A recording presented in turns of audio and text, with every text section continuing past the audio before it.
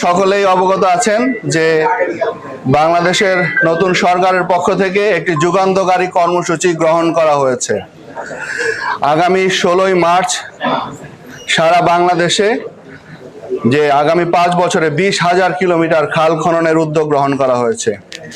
আগামী 16ই মার্চ মাননীয় প্রধানমন্ত্রী তারেক রহমান দিনাজপুরের কাহারোল উপজেলার শাহপাড়া যে খালটি আছে সেই খাল খননের মাধ্যমে এই কর্মসূচির উদ্বোধন ঘোষণা করবেন।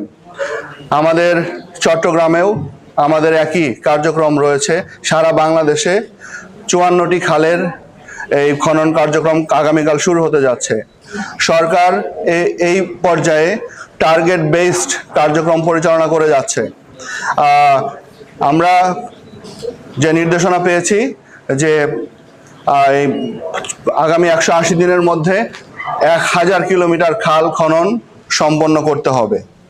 আমাদের চট্টগ্রামের মিরেরসরাই উপজেলার বামন সুন্দর যে খালটি রয়েছে, এই খালটি মূলত 24 কিলোমিটার দীর্ঘ একটি খাল। এই খালের চারপাশে প্রায় 15,000 হেক্টর কৃষি জমি রয়েছে। সেখানে আসলে পানির অভাবে দীর্ঘদিন চাষাবাদ থেকে ঠিক টার্গেট অনুযায়ী চাষাবাদ সম্পন্ন হয়নি। আমরা প্রত্যাশা করছি আমাদের এই খাল খনন কর্মসূচি সম্পন্ন হলে 5,000 হেক্টর জমি নতুনভাবে চাষের আওতায় আসবে এবং চাষাবাদের পরিমাণও অনেক বৃদ্ধি পাবে। প্রাথমিক পর্যায়ে 3 কিলোমিটার আগামীকালকে যে কাজটা শুরু হচ্ছে স্বেচ্ছাশ্রমের বিনিময়ে 3 কিলোমিটারের খাল খনন কার্যক্রম আমরা শুরু করছি আগামী 16 তারিখে। মাননীয় মন্ত্রী অর্থ পরিকল্পনা মন্ত্রণালয়ের আমির খসরু স্যার এবং আমাদের মাননীয় প্রতিমন্ত্রী পার্বত্য চট্টগ্রাম বিষয়ক মন্ত্রণালয় এবং ভূমি মন্ত্রণালয়ে মীর হেলাল উদ্দিন স্যার উপস্থিত থাকবেন, সংশ্লিষ্ট সংসদ সদস্য উপস্থিত থাকবেন, আমরা সরকারি কর্মকর্তারা উপস্থিত থাকবো। বিএডিসি মূলত এই খালের খননের কার্যক্রম সম্পন্ন করবে। আপনারা জানেন যে বাংলাদেশে একটি হচ্ছে কৃষি নির্ভর একটি দেশ। এই দেশ এই কৃষির জন্য সবচেয়ে বেশি যে গুরুত্বপূর্ণ সেটি হচ্ছে পানি, বিশেষ করে খরার সময় যে সময়ে আসলে বৃষ্টির পানি পাওয়া যায় না, সেই সময়ে আমাদের এই খালের পানি থেকে যদি কৃষকদেরকে পানি সরবরাহ করা যায় তা বাংলাদেশের কৃষিতে একটা বিপ্লব সাধিত হবে বলে আমরা প্রত্যাশা করি। এর পাশাপাশিও আমরা বিশ্বাস করি আজকে আমাদের যে খালগুলো খনন কার্যক্রম শুরু হচ্ছে, প্রায় 3 মিটারের মতো প্রতিটি খালের খনন কার্যক্রম চলবে। সেখানে আমরা মৎস্যের একটি অভয়ারণ্য তৈরি করতে সক্ষম হব।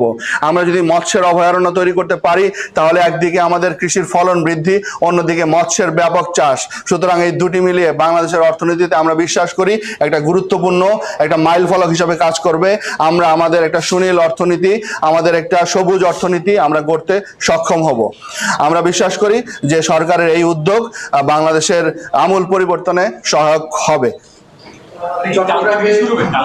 আগামী 16 তারিখ মোট 16 তারিখে সারা বাংলাদেশের 54টি খালে এই কার্যক্রম শুরু হচ্ছে। প্রাথমিকভাবে 6 মাসে 1000 কিলোমিটার খাল খনন কার্যক্রম চলবে আর মূলত 5 বছরে 20,000 কিলোমিটার খাল খনন সম্পন্ন হবে। আমরা প্রাথমিকভাবে 3 কিলোমিটার, আমাদের যে বামন সুন্দর যে খালটি রয়েছে সেই খালটির 3 কিলোমিটার খাল খনন কালকে শুরু হবে, আগামী 16 তারিখে শুরু হবে। এর পরবর্তীতে ধারাবাহিকভাবে সরকারের যে টার্গেট সেই টার্গেট অনুযায়ী আমরা আমাদের খালের যে লেন্থ সেটা বাড়াবো। চট্টগ্রামে 100 বেশি খাল আমরা যেটা জেনেছি তার মধ্যে 68টা একেবারে ভ্যানিশ হয়ে গেছে। সেগুলো নিয়ে আমরা এই বিষয়টিকে নিয়েই সরকার কাজ করে যাচ্ছে। আসলে আপনারা জানেন যে বিভিন্ন সামান্য একটু বৃষ্টি হলেই এখন শহরগুলোতে জলাবদ্ধতা নেমে আসে, অথচ এই জলাবদ্ধতা হওয়ার মতো বৃষ্টি কিন্তু হয় না। কোথাও বন্যা নাই, কিন্তু দেখা যাচ্ছে শহরগুলোতে বন্যার একটা পরিবেশ তৈরি হয়ে যায় জলাবদ্ধতার কারণে। কারণ আমরা এই খালগুলোকে আমরা ভরাট করে ফেলেছি।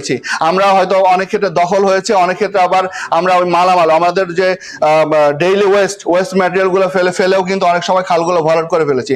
আমরা সরকারের পক্ষ থেকে যে কর্মসূচি গ্রহণ করা হয়েছে এর পাশাপাশি আপনাদের মাধ্যমে আমি অনুরোধ করব আমাদের সম্মানিত নাগরিক বৃন্দ যারা আছেন, আমরা খাল পরিষ্কার করব, দয়া করে এই খালগুলোতে যেন আবার ময়লা আমরা না ফেলি। আমরা খালের পাশেই একটা দোকান করি বা একটা ময়লা রাখি, সেই ময়লাগুলো আস্তে আস্তে আবার খালের ভিতরে ফেলে দিই। আমরা মনে করি যে আমার এই অল্প ময়লা ফেললে খাল ভরাট ভরাট হবে না, কিন্তু এই অল্প সবাই মনে করতে করতে, সব মানুষ অল্প মনে করতে করতে খালগুলো আবার ভরাট হয়ে যায়। সুতরাং আমরা আমাদের বিশ্বাস করি আমাদের নাগরিকরা যথেষ্ট দায়িত্বশীল, আগামী দিনেও সেই দায়িত্বের পরিচয় আমরা দেখতে চাই, এবং আপনারা এই বিষয়টা সচেতনভাবে তাদেরকে অনুরোধ করবেন যেন কেউ যে খালগুলো খনন করা হবে আগামীতে যেন কেউ খালগুলোকে আর ভরাট করার চিন্তা না করে এবং সেখানে যেন কোনো ময়লা না ফেলে। যেমন আমরা আসাম থেকে